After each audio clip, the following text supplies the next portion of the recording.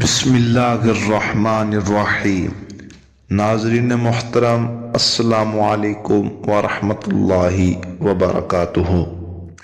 ناظرین، آج کی اس ویڈیو میں ہم بات کریں گے کہ نبی محترم شفیع معظم کی ولادت باسعادت پر ایک یہودی نے کیا اظہار کیا۔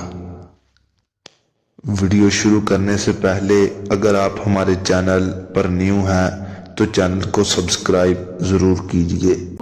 حضور صلی اللہ علیہ وسلم کی ولادت باسعادت پیر کے دن 12 ربیع الاول کو عام الفیل میں بمطابق 571 عیسوی کو ہوئی۔ سارا گھر نور بن گیا۔ ام المؤمنین حضرت عائشہ صدیقہ رضی اللہ تعالی عنہ سے مروی ہے، آپ ان لوگوں سے روایت کرتی ہیں جو ولادت باسعادت کے وقت موجود تھی۔ آپ رضی اللہ تعالی عنہ فرماتی ہیں کہ مکہ میں ایک یہودی رہتا تھا۔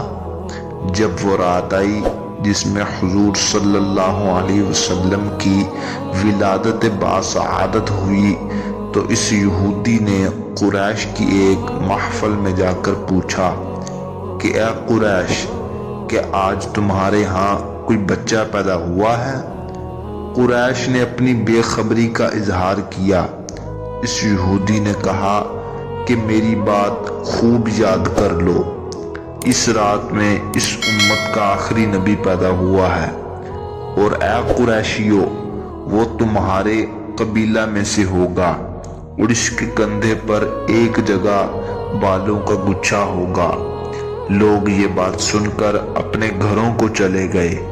ہر شخص نے اپنے گھر والوں سے پوچھا۔ انہیں بتایا گیا کہ آج رات عبداللہ بن عبد المطلب کے ہاں ایک فرزند پیدا ہوا ہے جس کو محمد کی بابرکت نام سے موسوم کیا گیا ہے۔ لوگوں نے یہودی کو آ کر بتایا۔ اس نے کہا مجھے لے چلو، وہ بچہ دکھاؤ۔ چنانچہ وہ اسے لے کر حضرت آمینہ رضی اللہ تعالی عنہم کے گھر آئے۔ انہوں نے حضرت آمنہ رضی اللہ تعالی عنہ کو کہا کہ ہمیں اپنا فرزند دکھاؤ۔ وہ بچے کو اٹھا کر ان کے پاس لے آئیں۔ انہوں نے اس بچے کی پشت سے کپڑا ہٹایا۔ وہ یہودی بالوں کے اس گچھے کو دیکھ کر غش کھا کر گر گیا۔ جب اسے ہوش آیا تو لوگوں نے پوچھا تمہیں کیا ہو گیا تھا؟ تو اس نے افسوس سے کہا بنی اسرائیل سے نبوت ختم ہو گئی۔ اے قبیلہ قریش، تم خوشیاں مناؤ، اس بچے کی وجہ سے مشرق و مغرب میں تمہاری عظمت کا ڈنکا بجے گا۔ اس قسم کی بے شمار روایات ہیں جن میں علماء یہودیوں نے حضور صلی اللہ علیہ وسلم کی ولادت باسعادت کی خوشخبریاں دی۔